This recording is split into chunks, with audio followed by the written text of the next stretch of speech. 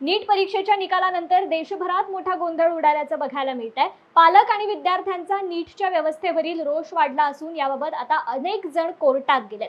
याबाबत पुण्यात सुद्धा राजकीय पक्ष संघटना विद्यार्थी परीक्षेच्या निकालाच्या विरोधात रस्त्यावर उतरल्यात। आज या प्रकरणात आम आदमी पार्टीने पुणे जिल्हाधिकारी कार्यालयासमोर आंदोलन केलंय। नीट ही जी विद्यार्थी म्हणजे वैद्यकीय परीक्षेसाठी जी एंट्रन्स एक्झाम आहे याच्यामध्ये मोठ्या प्रमाणात घोटाळा झाला। आजवर हा घोटाळा कधी झालेला नव्हता आणि प्रत्यक्षामध्ये घोटाळा झाल्यानंतर त्याच्यामध्ये पेपर लीकची प्रकरणं बाहेर आलेली आहेत। बिहारमध्ये असेल, पटना किंवा गोध्रा गुजरातमध्ये इथे भाजपचे अनेक नेते याच्यामध्ये अडकलेले दिसत आहेत आणि स्वतः शिक्षण मंत्री मात्र हे मान्य करायला तयार नाहीत।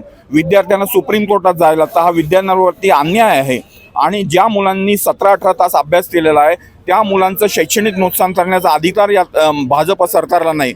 ही नीट परीक्षा पुन्हा घेण्याची गरज आहे कारण जे भ्रष्टाचार झालेले आहेत त्याच्यामुळे ज्या दोन्ही विद्यार्थ्यांवरती एका अर्थाने अन्याय होतोय, म्हणून याच्या विरोधात आम आदमी पार्टी ही परीक्षा पुन्हा घ्यावी अशी मागणी करते, आंदोलन करते आहे।